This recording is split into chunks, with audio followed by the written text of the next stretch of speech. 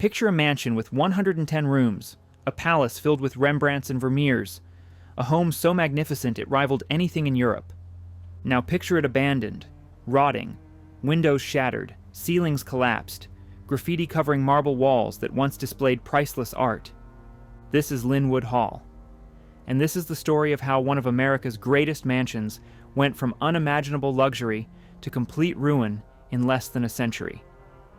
It's a story about wealth that couldn't protect against tragedy, about a single night in 1912 that destroyed a dynasty, about how quickly everything, no matter how grand, how expensive, how carefully built, can fall apart. This isn't just about a building, it's about the people who lived there, the family that had everything and lost it all, the dream that became a nightmare. So settle in, because what you're about to hear is one of the most tragic stories in American architectural history. And before we begin, I'd love to hear from you in the comments. What fascinates you most about these Gilded Age mansions? Have any of you actually seen Lynwood Hall in person? Share your thoughts below. And if you enjoy these deep dives into forgotten American history, please hit the like button and subscribe. Your support helps me continue creating these documentaries and bringing these incredible stories to life. It means more than you know. Now let's go back to 1897 when Lynwood Hall first opened its doors. The palace that rivaled kings. In the wealthy Philadelphia suburb of Elkins Park, behind rusting iron gates and overgrown gardens, stands a ghost. Not the transparent kind from children's stories, but something far more haunting. A palace built to last forever that's been dying for 70 years. Lynwood Hall. If you've never heard of it, you're not alone. Most Americans haven't. But in 1897, when its doors first opened, this mansion was as famous as any building in the country. 110 rooms, spanning 70,000 square feet. Built in the style of a French chateau, but scaled to American ambitions, which meant bigger, grander, more expensive than anything the French had ever imagined. To understand what Lynwood Hall represented, you need to picture the Gilded Age at its absolute peak.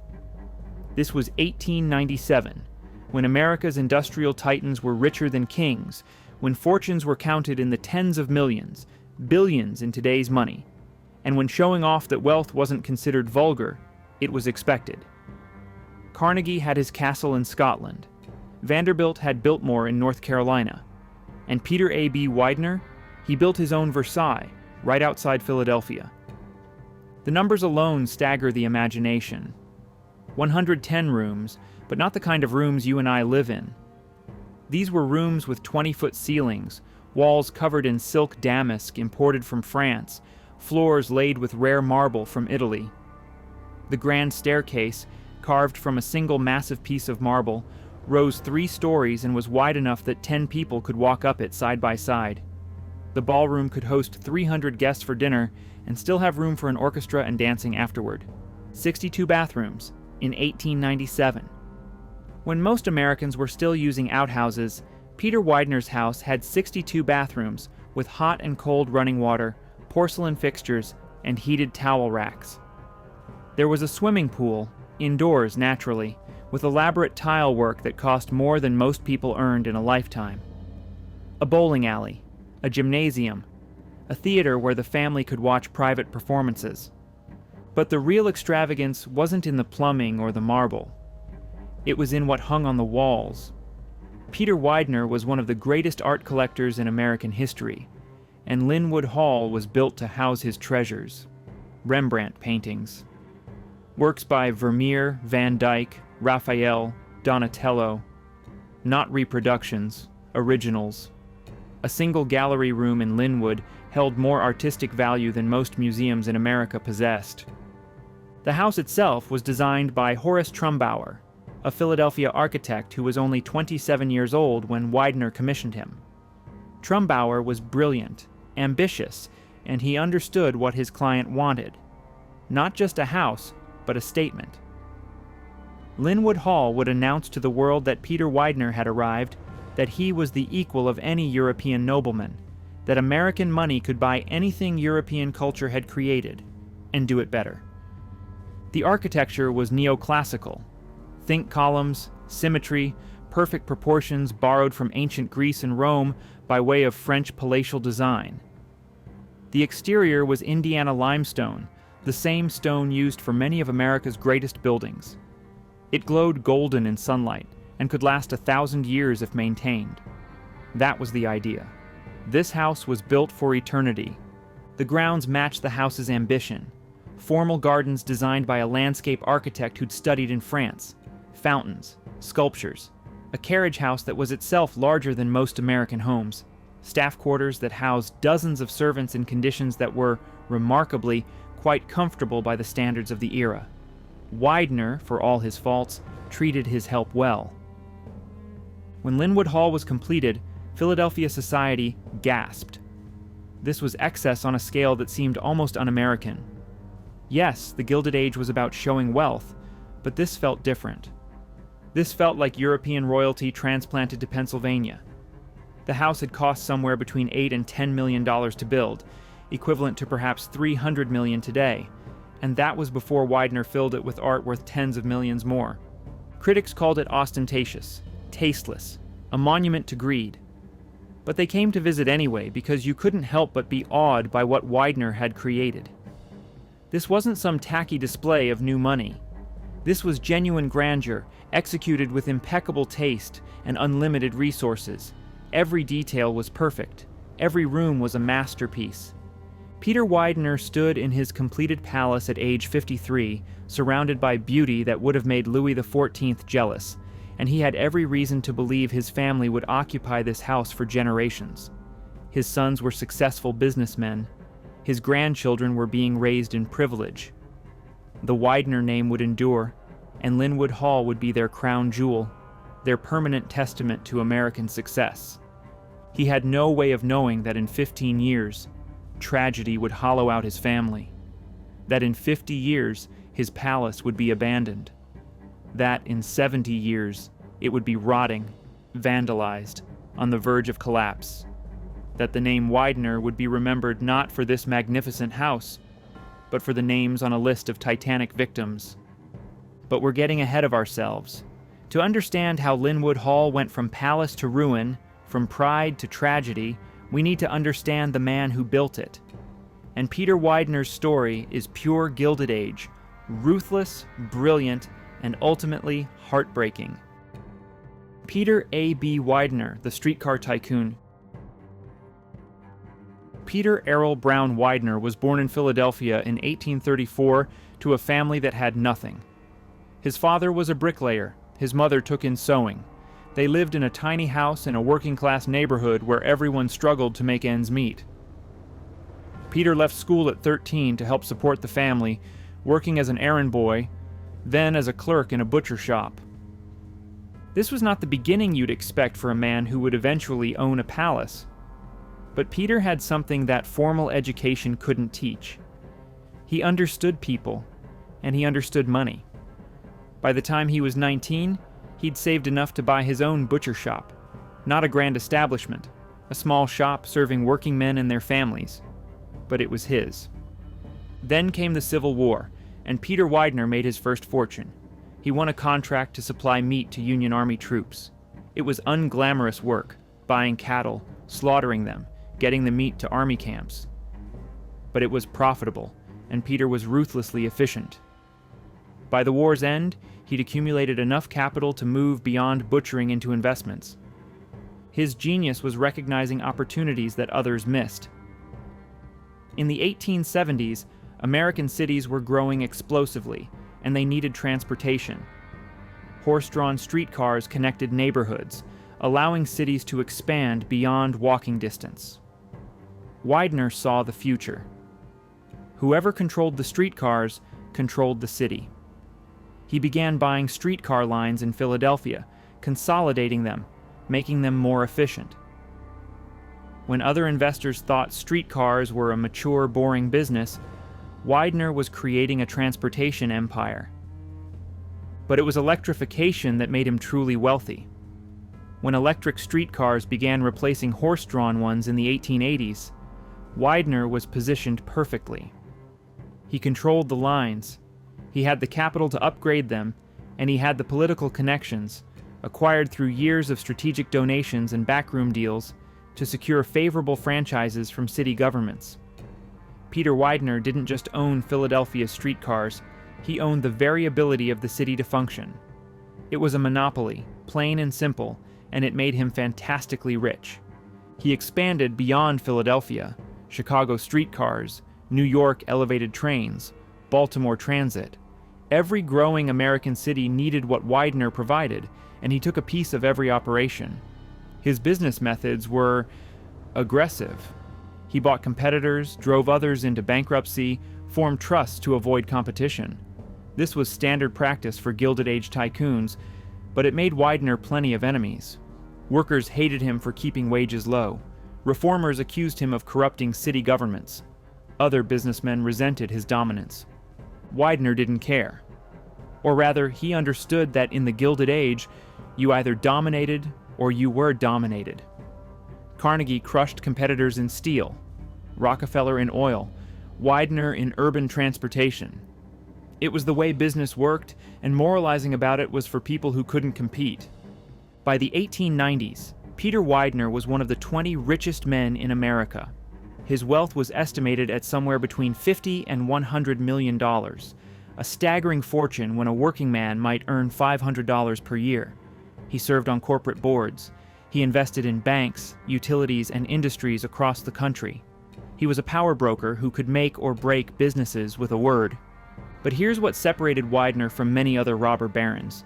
He genuinely loved art and culture. This wasn't affectation or social climbing. Peter Widner, who'd left school at 13, educated himself. He read voraciously. He traveled to Europe repeatedly, visiting museums, studying paintings, learning about sculpture and antiquities. He developed sophisticated taste, and he had the money to indulge it without limit. When he decided to build Lynwood Hall, it wasn't just about displaying wealth. It was about creating a home worthy of the art collection he'd assembled. The house was, in many ways, a museum that happened to have bedrooms. The public galleries on the first floor were designed specifically to showcase his Rembrandts, his Vermeers, his Renaissance masterpieces. He wanted to live surrounded by beauty, and he wanted his children and grandchildren to grow up appreciating culture, not just counting money. His family life seemed blessed. His wife Hannah was a steady, sensible woman who managed their household efficiently and raised their children well. They had 2 sons who survived to adulthood, George and Joseph. Both boys went into business with their father, learning the transit business, making their own fortunes. George married Eleanor Elkins, daughter of another wealthy Philadelphia family, cementing the Widner's social position. Joseph married Ella Pancoast, equally well-connected. Grandchildren arrived, Harry, Eleanor, Joseph Jr., and the family dynasty seemed secure. When Lynwood Hall opened in 1897, Peter was 63 years old, at the absolute pinnacle of success. He had wealth, power, a magnificent home, a loving family, and a collection of art that museums envied. He had built himself up from nothing, through intelligence and ruthlessness, to stand among America's elite. The boy who'd started in a butcher shop now lived in a palace. Everything seemed perfect. Everything seemed permanent. And perhaps that was Peter Widner's only real mistake, believing that success, once achieved, could be held forever. Because in 15 years, the coldest ocean in the world would swallow his son and grandson, and all the money and power in the world couldn't save them. Horace Trumbauer's masterpiece design. 27 years old. Let that sink in for a moment. The architect who designed one of America's greatest mansions, a house that would rival Versailles itself, was 27 years old when Peter Widner hired him. Horace Trumbauer hadn't been to architecture school. Couldn't afford it.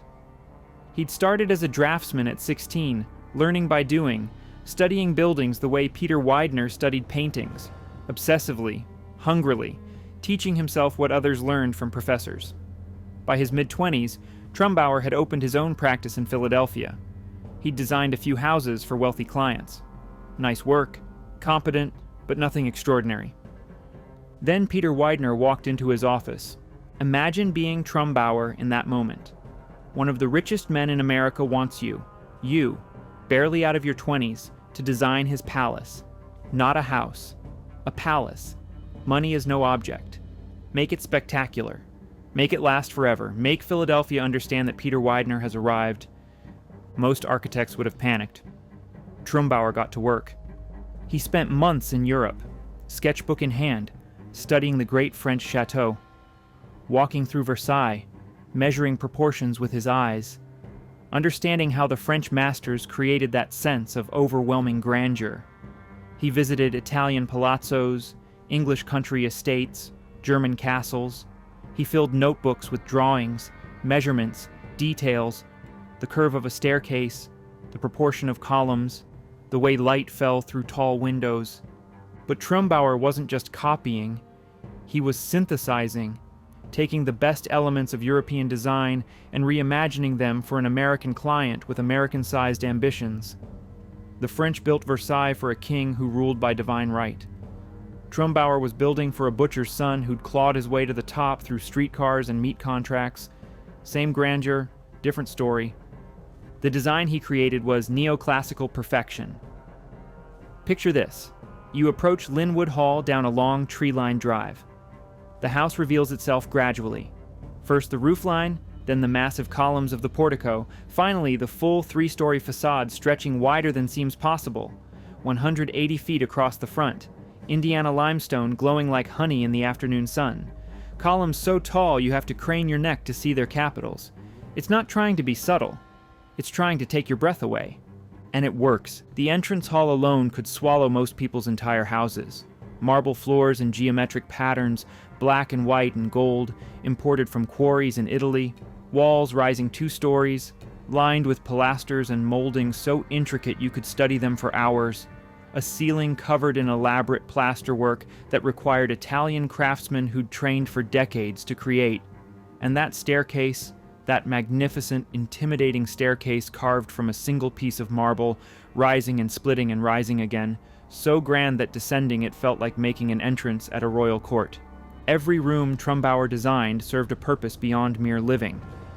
The ballroom wasn't just a place to dance. It was a statement that the Widners could entertain 300 people as casually as you might invite friends for dinner. The library wasn't just for storing books. It was lined floor to ceiling with carved mahogany, with a rolling ladder to reach the highest shelves, with leather chairs positioned to catch light from tall windows, creating a space that said, "This family values learning, culture, intellectual life." The art galleries, and there were multiple galleries, not just one, were designed with perfect lighting. North-facing windows to provide consistent, soft illumination. Walls covered in silk damask in colors that would complement the paintings. Sightlines carefully calculated so that, as you moved through the rooms, each masterpiece revealed itself at the perfect moment. Museums would study these galleries and copy their designs. But here's what made Trumbauer truly brilliant. He understood that a house this size could feel cold, impersonal, like a museum where nobody actually lived. So he created intimate spaces within the grand framework. A small sitting room off the main hall where the family could gather for morning coffee. Breakfast rooms with windows overlooking the gardens. Private studies where Peter could retreat with a book. Eleanor's sitting room, designed specifically for her, with perfect light for needlework and reading. These weren't public spaces meant to impress. They were real rooms for real living, tucked among the grandeur. The technical innovations were as impressive as the aesthetics. Central heating powered by massive coal-burning boilers in the basement, a system so sophisticated it could maintain different temperatures in different wings of the house. Electric lighting throughout, powered by the estate's own generator. A telephone system connecting every major room. An elevator, actually 2 elevators. One for the family, one for servants and deliveries. In 1897, this was cutting-edge technology, and Trumbauer integrated it seamlessly into his neoclassical design. The construction took 3 years and required hundreds of workers, stonemasons from Italy, plasterers from France, craftsmen who specialized in marble, in wood carving, in creating the kind of decorative details that machines couldn't replicate. The costs spiraled, as costs always do on projects this ambitious, But Widner never blinked. "Make it perfect," he told Trumbauer. "I'll worry about the money." When Lynwood Hall was finally completed in 1897, Horace Trumbauer was 30 years old and had created his masterpiece. He'd go on to design many other mansions, museums, and public buildings. He'd become one of America's most successful architects. But he'd never top Lynwood. Nobody could. This was the peak, the moment when unlimited money met perfect vision, when a young genius had the freedom to create exactly what he imagined. The house was designed to last 1,000 years. The limestone wouldn't crumble. The marble wouldn't crack. The foundations were built for eternity. Trumbauer had created something that should have stood as long as the Parthenon, as long as Versailles itself. He couldn't have known that in less than a century his masterpiece would be rotting, that the ceilings would collapse, the marble would be vandalized, the windows would shatter, that all his careful planning for permanence would be undone not by bad construction, but by tragedy and abandonment. But that collapse was still decades away. For now, Lynwood Hall stood perfect and new, ready to receive the treasures Peter Widner had spent a lifetime collecting. The art collection worth millions. Walk into Lynwood Hall in 1900, and you're not just entering a house. You're walking into one of the finest private art museums in the world. On your left, as you pass through the entrance hall, a Rembrandt, not a print, not a copy, an actual Rembrandt, worth more than most people would earn in 10 lifetimes. Across the gallery, a Vermeer, one of only 36 paintings the Dutch master created in his entire career. Further along, Van Dyck portraits of European nobility, their subjects staring down at you with aristocratic disdain. A Raphael Madonna, a Donatello sculpture, works by Botticelli, Titian, El Greco. Millions of dollars worth of art, tens of millions, just hanging on the walls where the Widner family saw them every day. Peter Widner didn't stumble into art collecting. He studied it the way he'd studied the streetcar business, methodically, obsessively, determined to understand every detail. He read art history. He hired advisors, genuine experts who could distinguish masterworks from clever forgeries. He traveled to Europe repeatedly, visiting private collections and galleries, learning to trust his own eye. But most importantly, he had the money to buy the best. When a great painting came up for auction, Widner could simply outbid everyone else. When European aristocrats fell on hard times, and in the late 1800s many did, and needed to sell family treasures, Widner was there with cash. He wasn't emotional about it. He didn't need to own a particular painting. He simply wanted the finest examples of the greatest artists, and he had the resources to acquire them. His collection specialized in old masters, paintings from the 15th through 17th centuries. This wasn't accident or snobbery. These were the works that had stood the test of time, that museums and scholars agreed were genuinely great. A Rembrandt would always be valuable. A Vermeer would always be treasured. This was art as both culture and investment, though Widner genuinely loved the paintings beyond their monetary value. The centerpiece of his collection was Rembrandt's The Mill, a landscape unusual for Rembrandt, showing a windmill silhouetted dramatically against a turbulent sky. Widner paid a record-breaking price for it, $500,000 in 1911, equivalent to perhaps $15 million today, and hung it in his main gallery where every visitor would see it immediately. It was his pride, his statement piece, his way of announcing that his collection rivaled any in Europe. But it wasn't just paintings. Widner collected Chinese porcelains, vases and bowls from the Ming and Qing dynasties, pieces that emperors had commissioned. He acquired Renaissance sculptures, bronze and marble works by masters whose names were legendary. He bought illuminated manuscripts from medieval monasteries, furniture that had belonged to French kings, tapestries that had hung in castles. Every room in Lynwood Hall contained treasures that most people would only see in museums. His sons inherited his passion. George, the older son, developed his own sophisticated taste. He collected miniature portraits, tiny, exquisitely detailed paintings of European nobility, hundreds of them, each one a small masterpiece. He acquired rare books, first editions, manuscripts. His personal library at Lynwood rivaled university collections. When George and his family traveled to Europe, which they did frequently, staying months at a time, they visited galleries and dealers, always looking, always learning, always acquiring. The family understood that this collection represented more than wealth. It was culture, education, a legacy.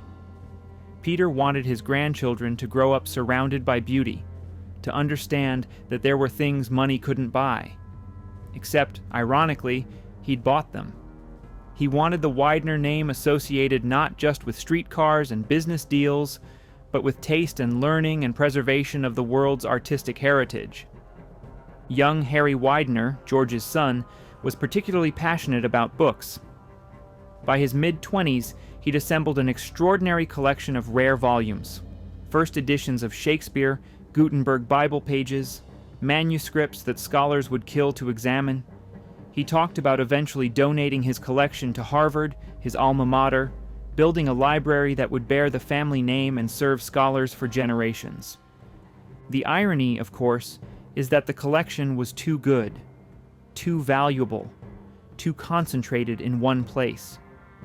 Lynwood Hall was a private house, not a museum with guards and security systems. The treasures were protected only by iron gates and the assumption that nobody would dare rob one of America's richest families. Insurance companies nervous about covering such valuable works, but Peter brushed off concerns. This was his home. These were his treasures. They belonged here, surrounded by family, not locked away in museum vaults. By 1912, experts estimated the Widner art collection was worth between $5 and $10 million, somewhere between $150 million and $300 million in today's money. It was one of the half-dozen finest private collections in America, rivaling those of J.P. Morgan and Henry Clay Frick. European museums inquired about purchasing pieces. Scholars requested access to study particular works. The Widner collection had achieved legendary status. Peter was 78 years old. He'd built his fortune. He'd built his palace. He'd filled it with the world's greatest art. His family was thriving. His sons successful, his grandchildren promising. Everything he'd worked for had come to fruition. That spring, George Widner decided to take his wife Eleanor and son Harry on a grand tour of Europe. They'd visit galleries, shop for additions to the collection, enjoy Paris in spring. It would be a family trip, a celebration of their success and culture. They booked passage home on a new ship, the largest and most luxurious ocean liner ever built. The ship was called Titanic, and it would take everything from them. The family that had everything. Spring 1912. The Widner family is at the absolute height of their power. Peter is 78, slowing down but still sharp, still involved in business, still walking through his galleries at Lynwood admiring his Rembrandts. His wife Hannah, after decades of marriage, knows every room of their palace, every servant's name, every detail of running a household that requires 60 people just to function. Their son George is 50, and he's everything a father could want. Brilliant businessman who'd expanded the family fortune. Cultured, sophisticated, comfortable in boardrooms and art galleries. Married to Eleanor Elkins, smart, beautiful, from one of Philadelphia's best families. Together, they've created a life that seems charmed. And then there's Harry, George and Eleanor's son, 27 years old, Harvard-educated, passionate about rare books with the kind of obsessive focus his grandfather had brought to streetcars. Harry has already assembled a collection that makes librarians weep with envy. First editions, manuscripts, treasures. He talks constantly about donating it all to Harvard, building a library, creating something permanent. The family travels like royalty because, essentially, they are American royalty. Private rail cars that are essentially houses on wheels. Bedrooms, sitting rooms, dining rooms, all paneled in mahogany and fitted with the finest furnishings. When they arrive in New York, suites at the best hotels are already prepared. When they sail to Europe, they book the finest cabins on the finest ships. Life at Lynwood is carefully choreographed luxury. Breakfast served on china that costs more per plate than a worker's monthly salary. Mornings in the library or the art galleries. Afternoons driving through Philadelphia in custom carriages, later in expensive automobiles. Evenings hosting dinners for 20, 50, 100 guests. Philadelphia society, business associates, visiting dignitaries. The servants make it all invisible. You wake up and your room has already been cleaned while you slept. Your clothes are laid out. Hot water is drawn for your bath. You go downstairs and breakfast appears exactly when you want it, prepared exactly how you like it. You never think about who did the laundry, who polished the silver, who arranged the flowers in every room. It just happens. George and Eleanor's younger children, Eleanor, Fitz, and George Jr., are growing up in this bubble of privilege. They've never known anything else. The palace is normal to them. The servants are invisible. The art on the walls, Rembrandts, Vermeers, is just what home looks like. They attend the best schools, have the best tutors, will eventually marry into other wealthy families, and perpetuate this world. But here's what money can't buy: protection from fate, security from random chance.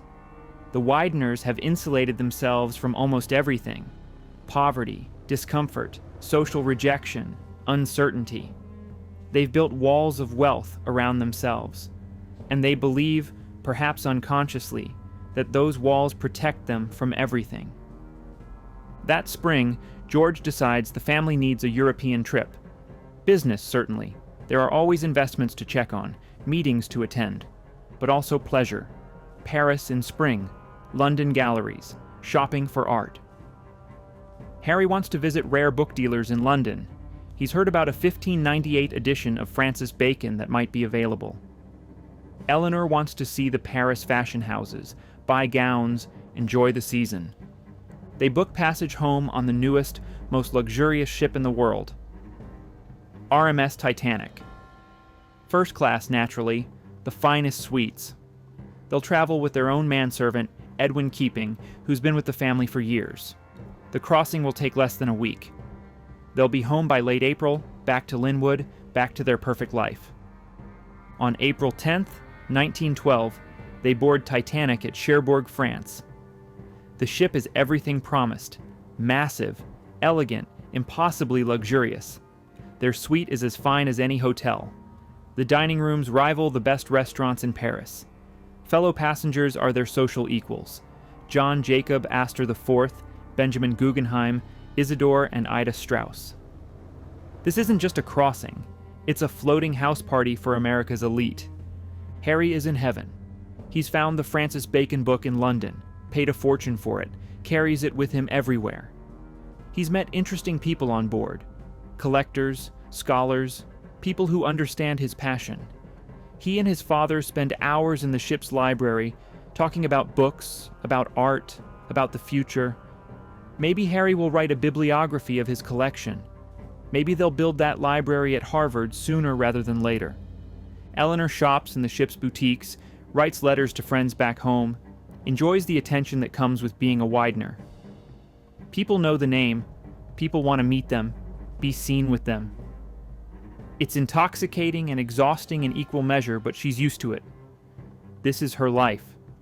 George is relaxed in a way he rarely is in Philadelphia.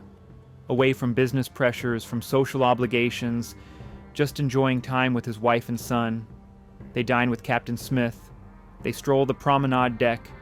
They make plans for summer. Maybe Newport, maybe Europe again. The future stretches out, full of possibility and comfort. On the night of April 14th, George and Eleanor host a dinner party in the ship's a la carte restaurant. The finest food, the best wine, conversation flowing easily among people who all speak the same language of wealth and privilege. The Astors are there. The Thayers. Captain Smith stops by their table, chats amiably. It's a perfect evening. Harry excuses himself before dessert. He's tired, wants to read in his cabin. His father laughs, calls him a bookworm. Eleanor kisses his cheek. They'll see him at breakfast. Harry takes his precious Francis Bacon volume and heads to bed. The party continues. Champagne flows. Someone tells a joke that makes Eleanor laugh. That bright social laugh she's perfected over years of dinners just like this. George checks his pocket watch. Nearly 11. They should probably retire soon. Maybe one more glass of wine. At 11:40 p.m., Titanic strikes an iceberg. The party doesn't stop immediately. There's a shudder, a strange grinding sound. Someone asks, "What was that?" But there's no alarm, no panic. The ship is unsinkable. Everyone knows this. It's been in all the papers. The Widners finish their wine. Then a steward appears, trying to stay calm but with urgency in his voice. Life jackets. On deck. Just a precaution. Probably nothing. George and Eleanor look at each other. Is this real? The ship's enormous, stable as a building, but something in the steward's eyes tells them this isn't a drill. They head to their suite to change into warmer clothes, to get Harry. And that's when their perfect life, the palace, the art, the servants, the insulation of wealth, all of it becomes completely, utterly meaningless. Because the Atlantic Ocean doesn't care about your name. It doesn't care about your collection of rare books or your Rembrandts hanging on a wall 2,000 miles away. It doesn't care that you have everything. It takes what it wants. April 15th, 1912. The night everything changed. The deck is chaos, but controlled chaos.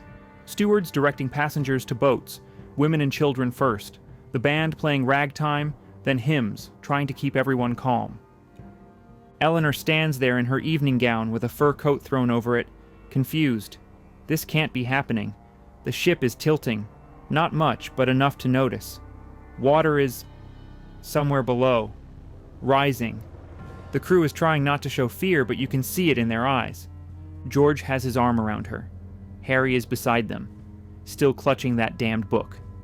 Edwin Keeping, their manservant, hovers nearby, unsure what to do. They're first-class passengers. Surely they'll be fine. Surely there's a plan. But there isn't enough lifeboats. That's becoming clear. The unsinkable ship has 16 lifeboats and 4 collapsibles for 2,200 people. Someone miscalculated. Someone decided that more boats would clutter the promenade deck, ruin the aesthetic. Someone chose beauty over safety. An officer appears at Eleanor's elbow. "Ma'am, we need you in this boat. Now." George understands before she does. The rule is absolute. Women and children first. No exceptions. He gently pushes her toward the boat. "Go," he says. "We'll be right behind you." They'll send boats back. Eleanor looks at her husband, at her son. Harry is 27, a man, not a child. He won't be allowed in a boat. George is 50. Neither of them will get in while women remain on board. It's the code, the rule, the thing that separates civilized men from cowards. "I'm not leaving you," Eleanor says. "You have to." George's voice is firm now. "The children need you." He means their other children, back in Philadelphia at Lynwood. Eleanor, Fitz, George Jr. They need their mother. The officer is insistent. The boat is loading. Time is running out. Harry steps forward. He tries to hand his mother the Francis Bacon book, his treasure, the thing he crossed an ocean to acquire. "Take this," he says. "Keep it safe." Eleanor refuses. "You keep it. You'll need it." She's still not accepting this, still believing they'll all survive, laugh about this later over breakfast. George practically lifts her into the lifeboat. "I love you," he says. "I'll see you soon." The boat begins to lower. Eleanor looks up at her husband and son, standing at the rail, watching her descend. George is trying to smile. Harry waves. They're trying to keep her from being afraid, trying to pretend this is all going to be fine. It's the last time she sees them alive. For George and Harry, the next hours are watching. Waiting. The ship continues to tilt. More boats launch, half empty because people still don't believe the danger. Don't want to leave the safety of the big ship for a tiny boat on the Black Ocean. The band keeps playing. Men smoke cigars, trying to appear unconcerned. Some go back inside for brandy. George and Harry stay on deck. They help other women into boats. They follow the code, the unspoken rule that rich men die before poor women, that privilege means responsibility. John Jacob Astor helps his pregnant wife into a boat, asks if he can accompany her because of her condition. The officer refuses. Astor steps back, lights a cigarette, stands with the other men, waits. Around 2 a.m., the bow dips underwater. The stern rises. People begin sliding down the deck. The angle is steep now, impossible to deny. This ship is going down, and there are still hundreds of people aboard. Harry and George stay together, father and son. Maybe they talk about Lynwood, about the art collection, about that library Harry wanted to build. Maybe they don't talk at all. Maybe words seem pointless. At 2:20 a.m., Titanic breaks in half. The lights go out. The stern section, where George and Harry are standing, rises vertical, 90 degrees pointing at the stars. For a moment, impossibly, it seems to hang there. Then it plunges. The water is 28 degrees. You don't drown in water that cold. You die of shock, of hypothermia, in minutes. Your muscles seize. Your heart stops. It's fast, at least. Merciful, in its way. Edwin Keeping, their manservant, also dies. He stayed with his employers to the end. 2 miles away, Eleanor sits in lifeboat number 4, watching the lights of the ship disappear. Hearing the sounds, screams mostly, that will haunt her forever. She's wrapped in a blanket, shivering, surrounded by other women who are also watching their husbands die. Someone says, "The boats will go back. They'll pick up survivors." The boats don't go back. They're afraid of being swamped by desperate swimmers. So they row away from the screaming, into the darkness, and wait for dawn. When Carpathia arrives at daybreak and picks up the survivors, Eleanor is lifted aboard. Someone brings her hot tea. A kind woman gives her dry clothes. She waits by the rail, watching for other boats, watching for her husband and son. They don't come. They're already at the bottom of the ocean, 2.5 miles down, along with 1,500 others, along with Harry's Francis Bacon book, which he'd kept in his coat pocket, along with everything. Eleanor learns the full truth slowly. The passenger lists, the confirmed dead, George Widner, Harry Widner, Edwin Keeping, all gone. Back in Philadelphia, at Lynwood Hall, Peter Widner receives the telegram. His son, his grandson, both dead. He's 78 years old. He's survived every business battle, every setback, every challenge. And now this. The fortune couldn't save them. The palace couldn't protect them. All the Rembrandts and Vermeers and rare books, useless. Eleanor survives, but survival feels like a curse. She has to return to Philadelphia, to Lynwood, to face her father-in-law and her children, and explain how she's alive and they're not. How she got in the boat. How she left them behind. The palace is waiting. 110 rooms, 60 servants, galleries full of priceless art. Everything perfectly maintained, perfectly beautiful, empty. A widow's grief in 110 empty rooms. Eleanor comes home 3 weeks after Titanic. The train from New York pulls into Philadelphia. Her surviving children are waiting. Eleanor Jr., Fitz, George Jr. They look at her with questions they're too afraid to ask. Where's father? Where's Harry? They know the answer. Everyone knows. The newspapers have been full of nothing else for weeks. But seeing their mother alone, seeing her walk toward them without her husband and oldest son, makes it real in a way the newspapers couldn't. The drive to Elkins Park, through the gates, up that long tree-lined approach. Lynwood Hall appears, massive and unchanged. The limestone glows in the spring sunshine. The gardens are perfectly maintained, nothing has changed, and everything has changed. Peter Widner meets her at the door. He's aged a decade and 3 weeks. His son, his grandson, his heir and his heir's heir, both gone. He embraces Eleanor, and two people who've lost everything try to comfort each other with words that don't exist. Inside, the servants have prepared everything perfectly. Eleanor's rooms are ready. Fresh flowers in every vase, her favorite tea waiting. They're trying to help, to maintain normalcy. But how do you maintain normalcy when half the family is at the bottom of the Atlantic? Eleanor walks through the house like a ghost. Every room holds memories. The breakfast room where Harry would read during meals, too absorbed in his books to notice his food getting cold. The library where George would smoke cigars after dinner. The gallery where they'd all stand together looking at the Rembrandt, discussing art. Now Eleanor stands there alone. The servants don't know what to do. Should they leave her alone or stay nearby in case she needs something? Should they mention George and Harry or pretend nothing happened? They choose silence, which feels wrong but less wrong than speaking. Peter tries to work, to bury himself in business, but his heart isn't in it.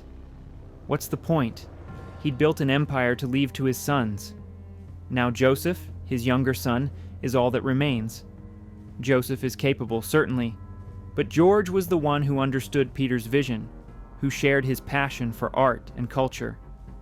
George was supposed to inherit Lynwood, to raise his children here, to continue the dynasty.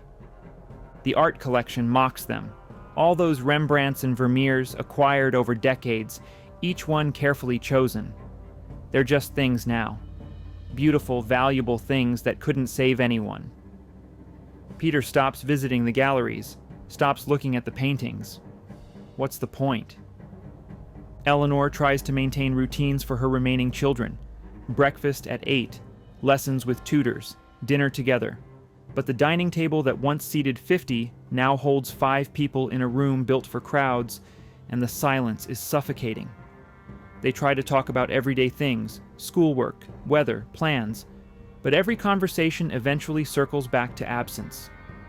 At night, Eleanor lies in her bedroom, the same room she shared with George for years, and listens to the house settle. 110 rooms, and she's never felt so alone. The servants are there, of course, moving quietly through hallways, maintaining everything, but they're invisible, trained to disappear. She's alone with her memories and her guilt. Because Eleanor survived, she got in the lifeboat. She obeyed George's command to go. She left them behind. And yes, there was no choice. Yes, the rule was women and children first. Yes, George insisted. But she survived, and logic doesn't ease guilt. Months pass. The legal matters are endless. Wills, estates, business decisions. Peter is too old and too grief-stricken to handle everything. Joseph steps up, taking over more of the family business. But there are constant reminders. Claims from Titanic families, memorials, newspaper articles. The Widner name is in the papers constantly, and not for business success or art acquisitions. Now they're the tragic family, the Titanic victims. Eleanor makes a decision. Harry had wanted to donate his book collection to Harvard.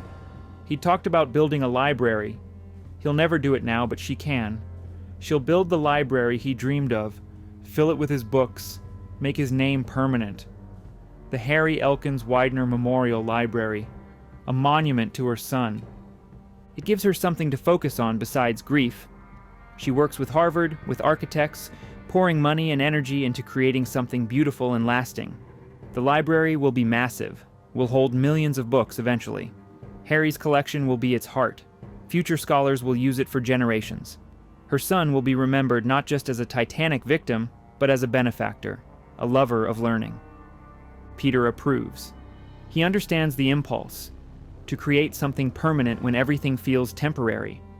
But he knows a library won't ease the pain. Nothing will. He's 78, and he's outlived his son. It's the wrong order. Parents aren't supposed to bury their children. Lynwood Hall continues to function because it must. The servants maintain it. The gardens are tended, the art is dusted, but it's mechanical now, lacking the life that made it more than just a palace. The dinner parties stop. The social gatherings end. Who wants to host celebrations in a house of mourning? Peter's health declines. He still walks the grounds, still sits in his library, but the vigor is gone. In 1915, 3 years after Titanic, he dies. Not from anything specific, just old age and a broken heart. He'd built an empire, filled a palace with treasures, created a dynasty. and he died knowing his carefully constructed legacy would crumble. Eleanor remains at Lynwood with her children and Peter's widow Hannah, but it's a holding pattern. They're maintaining, not living. The house is too big, too full of ghosts. Every room whispers memories of men who aren't coming back. Joseph inherits the bulk of Peter's estate. He's wealthy, certainly, capable of maintaining Lynwood. But he has his own house, his own family. Lynwood was always George's destiny, not his. Now it's a burden, expensive, impractical, haunted. The art collection begins to scatter. Some pieces go to museums, donated, sold, given away. Peter had wanted it kept together, displayed at Lynwood forever. But what's the point now? Better that people see these masterworks than have them hidden in a palace nobody visits. Eleanor eventually remarries. A Harvard professor, someone completely outside the world of Gilded Age excess. They live quietly, simply. She never returns to Lynwood except for obligatory family visits. Too many memories, too much pain. World War I comes, and with it, massive social changes. The Gilded Age is definitively over. Estate taxes make maintaining houses like Lynwood financially punishing. Servants become scarce as people find better opportunities in factories and offices. The whole structure that supported these palaces, cheap labor, untaxed wealth, social acceptance of extreme inequality, disappears. Lynwood Hall stands, but it's dying. Slowly, imperceptibly, but dying. Rooms close, staff shrinks. The gardens, once immaculate, become merely maintained. Nobody lives there full-time anymore. It's a family property, legally owned, occasionally visited but not loved. Not lived in. And without life, even the grandest palace becomes just a building. Stone and marble and plaster. Beautiful, certainly. Historic, valuable. But empty in ways that have nothing to do with whether people physically occupy it. The Widner family has other homes, other interests. Lynwood becomes the place they inherit, the responsibility they shoulder, the problem they can't quite solve. Too expensive to maintain, too significant to abandon. So it lingers, like a beautiful corpse, waiting for someone to decide its fate. The slow death of a dynasty. By 1930, Lynwood Hall has become an expensive anachronism. Think about what's happened to America. The Roaring Twenties brought jazz, speakeasies, flappers, a complete rejection of Victorian formality. Then the Depression hits, and suddenly palatial mansions seem obscene. People are standing in bread lines, and the Widner family owns a house with 110 rooms. It's not a good look. Joseph Widner, Peter's surviving son, faces a choice.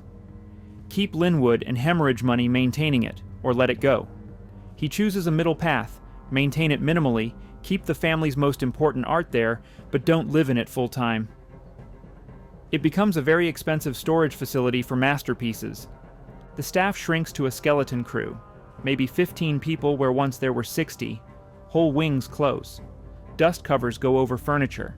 The heating system runs only in parts of the house that are occasionally used. The gardens once employing a dozen gardeners now get by with 2 or 3.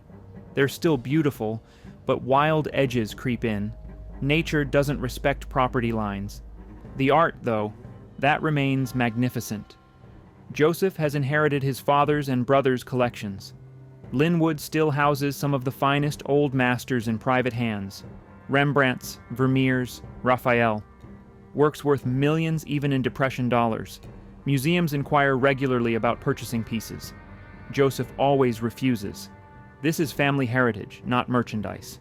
But maintaining the art properly requires climate control, security, conservation. All expensive, all necessary.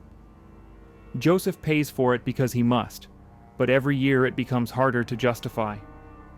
Why keep priceless art in a house nobody lives in? Why not donate it to museums where millions could see it? Where it would be professionally cared for? Where the family would get tax benefits? In 1937, Joseph makes a decision. The most important pieces, the Rembrandts, the Vermeers, the jewels of the collection, will go to the National Gallery of Art in Washington. The gallery is being built by Andrew Mellon, with the explicit goal of creating America's greatest public art museum. Joseph's donation will be its crown jewel. The Widner collection will occupy an entire wing, properly displayed, professionally maintained, seen by the public, rather than moldering in a closed mansion. It's the right decision, the practical decision, but it's also an admission. The dream is over. Peter's vision of a family estate preserving culture across generations has failed. The art will survive, but not at Lynwood, not with the Widners. The house becomes emptier. Without the art to justify its existence, it's just rooms. Expensive, beautiful, historically significant rooms, but rooms nonetheless. Joseph's children have no interest in living there.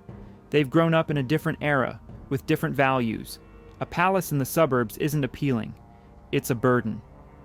World War II brings another blow. The government needs resources. Estate taxes rise dramatically.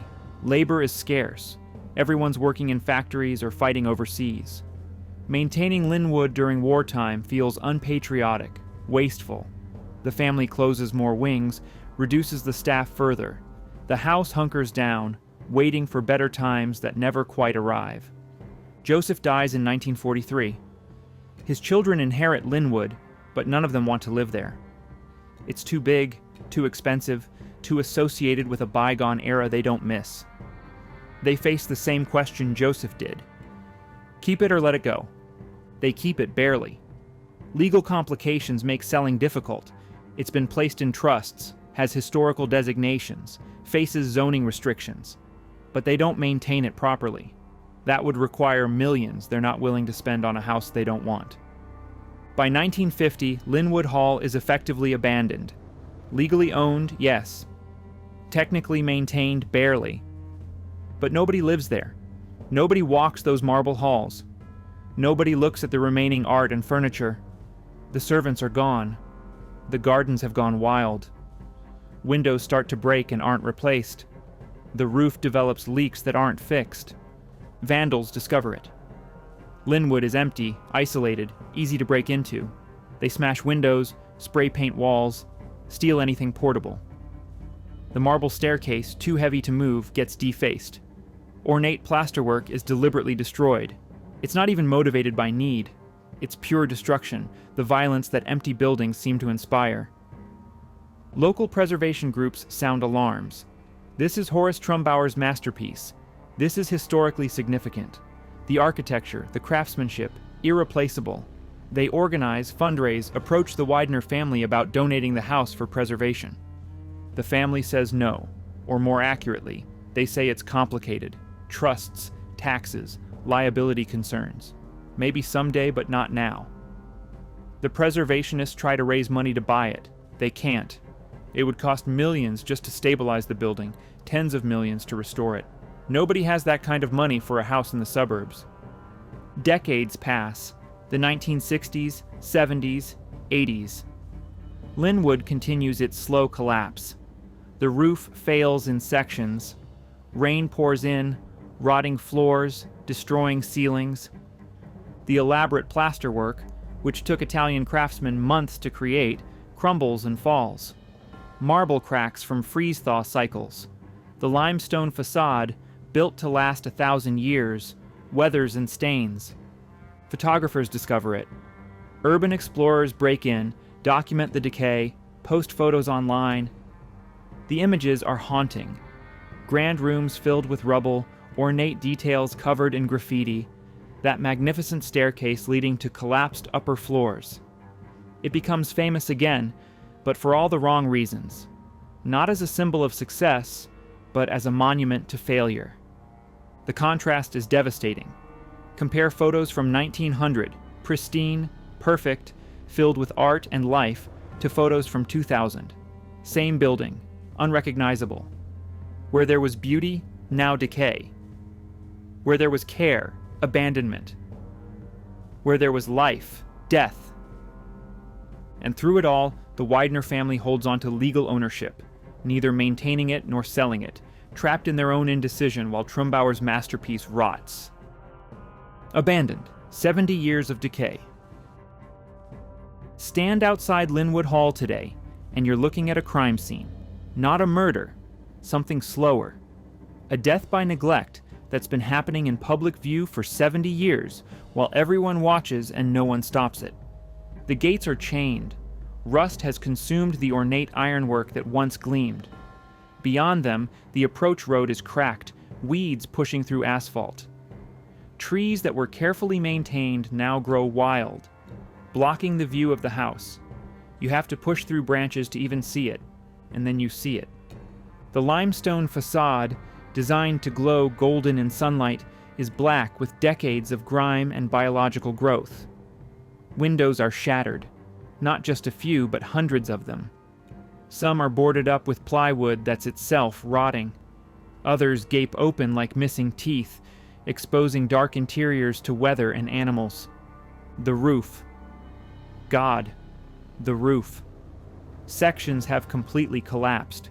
You can see into the house from outside, see sky where there should be ceilings. Rain and snow have poured through those holes for decades, destroying everything below. The elaborate plasterwork, those Italian craftsmen who spent months creating intricate designs, dissolved by water, lying in heaps of rubble on rotted floors. Urban explorers break in regularly. They post photos and videos online, documenting the decay in excruciating detail. Walking through Lynwood Hall in 2024 is like walking through a corpse. Every room tells a story of beauty destroyed. The entrance hall, once so grand it made visitors gasp, the marble floor is cracked and stained. The walls, which were covered in silk damask, show only remnants of fabric hanging in shreds. Graffiti covers every surface. Not artistic graffiti, just tags, profanity, the casual vandalism of people with spray paint and no respect for history. That staircase, the magnificent marble staircase that cost a fortune and was carved from a single piece of stone. It's still there, structurally sound. Marble doesn't rot. But it's covered in graffiti, chipped and broken in places where vandals have deliberately tried to damage it. The balusters, delicate carved marble, have been snapped off, stolen, destroyed. What craftsmen created over months, idiots destroyed in minutes. The ballroom is a ruin. The floor has partially collapsed into the basement. The ceiling, which once featured elaborate plasterwork and chandeliers, has fallen in sections, creating mountains of debris. Windows are all gone. Birds nest in the upper reaches. Rain pours in, creating a perpetual dampness that smells of rot and mold. The art galleries, those rooms designed specifically to display Rembrandts and Vermeers, are empty shells. The silk wall coverings are gone, either rotted away or stolen. The perfect lighting Trumbauer designed is meaningless now. There's no electricity, no art, just damaged walls and broken skylights letting in harsh sunlight and rain.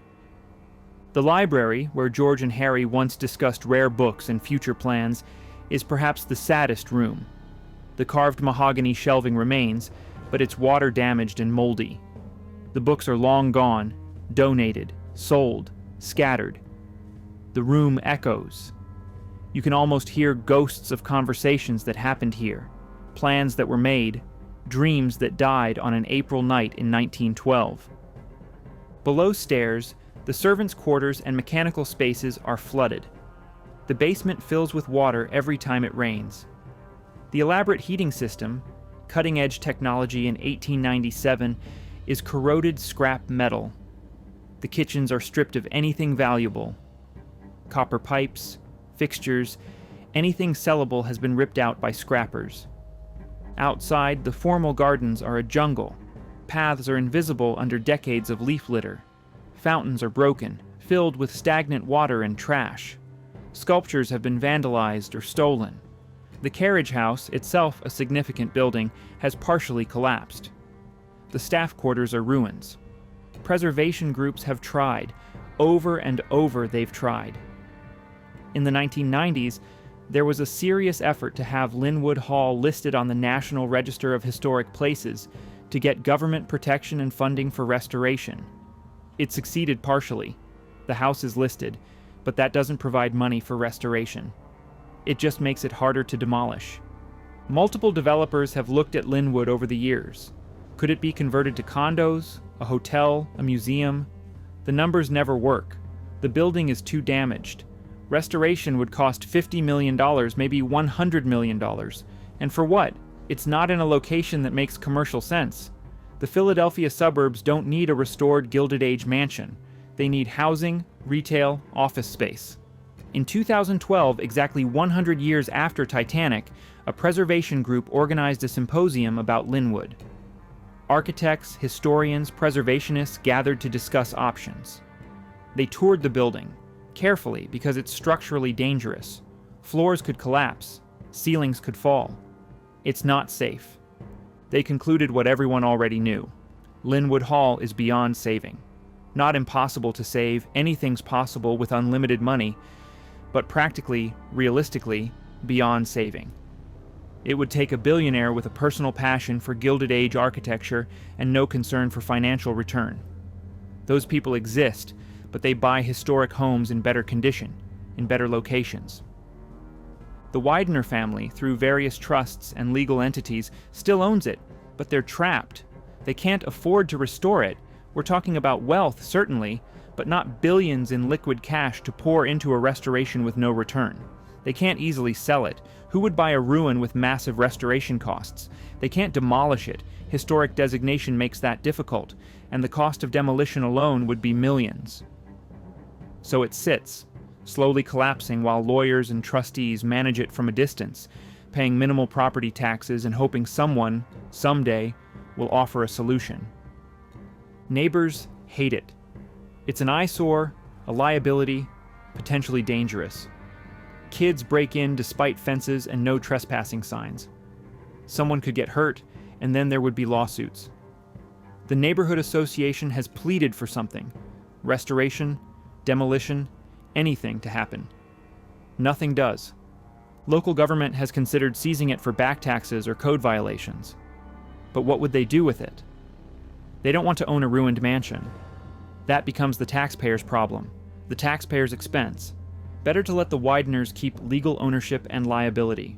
So Lynwood Hall remains frozen in this purgatory, too historically significant to demolish, too damaged to restore, too expensive to maintain, too complicated legally to resolve. It just deteriorates. Month by month, year by year, decade by decade, weather and vandals and time doing their slow work, photographers love it. Lynwood Hall has become famous in urban exploration circles. It appears in books about abandoned places, in YouTube videos about ruins. This house that once symbolized success now symbolizes failure. This palace built for eternity couldn't last a century. And somewhere at the bottom of the Atlantic, 2.5 miles down, George and Harry Widner lie in darkness, never knowing that the palace their family built with such pride would become America's most famous ruin. Never knowing that Titanic wouldn't just kill them, it would kill their home too, just more slowly. The mansion nobody can save. Here's what makes Lynwood Hall's story so particularly tragic. It didn't have to be this way. Compare it to Biltmore. Similar size, similar era, similar ambition. But Biltmore is thriving, family-owned, beautifully maintained, visited by over 1 million tourists annually. Why? Because the Vanderbilt family, after George's death, adapted. They opened it to tourists. They created revenue streams. They treated it as a business, not just a legacy. The Widner family couldn't do that, or wouldn't. After Titanic, after Peter's death, they couldn't imagine turning their family home, the place where George and Harry had lived, into a tourist attraction. It felt disrespectful, crass, commercial. So they chose the alternative: private ownership, minimal use, slow abandonment. By the time they might have reconsidered, it was too late. The house had deteriorated too far. The neighborhood had changed too much. Opening Lynwood to tourists in 1950 might have worked. Opening it in 1990 was impossible. There was nothing left to show. Location matters too. Biltmore sits on thousands of acres in the mountains, a destination. Lynwood is in a Philadelphia suburb, surrounded by residential neighborhoods. You can't turn it into a resort hotel. You can't build a winery or restaurants on the grounds. It's landlocked by modern development. In 2023, a billionaire named Richard Yoon purchased Lynwood Hall. Finally, people thought. Someone with resources. Someone who might restore it. Yoon announced plans for a mixed-use development. The house would be restored as a museum and event space. New buildings would be added for residential and commercial use. Preservationists were cautiously optimistic. But the challenges are enormous. The house needs everything. New roof, new windows, structural reinforcement. The plaster needs complete replacement. The marble needs cleaning and repair. Electrical, plumbing, HVAC, all new. Every system failed decades ago. You're essentially rebuilding the interior while keeping the exterior shell. Cost estimates range from $50 million to over $100 million. And that's just restoration, not including converting it to viable use, not including the legal costs of rezoning and permits, not including the ongoing maintenance after restoration. The house consumed money in 1900 when it was new. It will consume vastly more money in 2025 as a restoration project. Can Yoon pull it off? Maybe.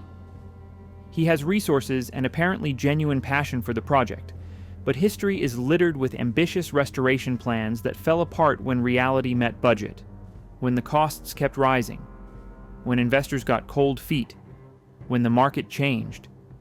Even if Lynwood is successfully restored, what will it be?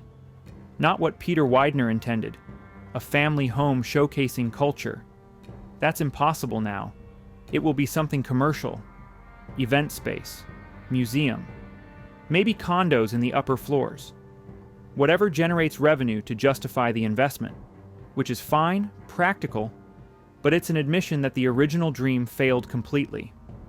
And here's the deeper question: should we save it? Yes. Horace Trumbauer was a brilliant architect. Yes, the craftsmanship was extraordinary. Yes, it's historically significant. But America has limited preservation resources. Every dollar spent on Lynwood is a dollar not spent on other historic buildings, other worthy causes. Is this ruin worth $100 million when that money could restore 10 smaller, less damaged historic properties? Preservationists say yes. Lynwood is unique, irreplaceable, a masterwork. Pragmatists say no. It's too far gone, too expensive, a lost cause. Both sides have valid points. There's no clear right answer. What's certain is that Lynwood Hall represents something larger than just one building. It's a symbol of how quickly success can turn to tragedy, how wealth can't protect against fate, how the grandest plans can crumble. Peter Widner built for eternity. He got barely a century before his palace became a ruin. The Gilded Age produced hundreds of massive mansions. Most are gone, demolished when they became too expensive, converted to other uses, or like Lynwood, slowly collapsing. The few that survive, like Biltmore, are exceptions that prove the rule. These houses were unsustainable. They required a specific economic system, cheap labor, untaxed wealth, social acceptance of extreme inequality that no longer exists. Lynwood Hall is America's forgotten Versailles not because people don't know about it. Anyone can Google it, see the photos, but because as a society, we've chosen to forget what it represents. The excess, the inequality, the belief that wealth could insulate you from tragedy. We're embarrassed by these palaces now, uncomfortable with what they say about American history. But there's something valuable in remembering. In understanding that Peter Widner wasn't a cartoon villain, he was a self-made man who loved art and culture, who built something magnificent, whose family was destroyed by random tragedy. In recognizing that Lynwood Hall was created by genuine craftsmanship and artistry that we can barely replicate today. In acknowledging that letting it rot represents a kind of cultural suicide, destroying our own history because it makes us uncomfortable. Stand outside those rusted gates today. Look at the ruined palace through the overgrown trees. And understand, you're looking at more than broken windows and collapsed roofs. You're looking at the end of an era, the death of a dream, the physical manifestation of how quickly everything can fall apart. Peter Widner built Lynwood Hall to last 1,000 years. It barely lasted 100. George and Harry died in one terrible night. Their palace died slowly, over decades, while everyone watched. Some ruins are romantic. Ancient castles, Roman aqueducts, places where time has softened the loss into beauty. Lynwood Hall isn't that. It's too recent, too raw. You can still see what it was meant to be, which makes what it's become even more heartbreaking. This is the tragic end, not fire or demolition, not a dramatic finale, just slow, grinding decay. America's forgotten Versailles, rotting in the suburbs, waiting for someone to save it or for time to finally finish what tragedy began over a century ago. The tragic end, America's forgotten Versailles.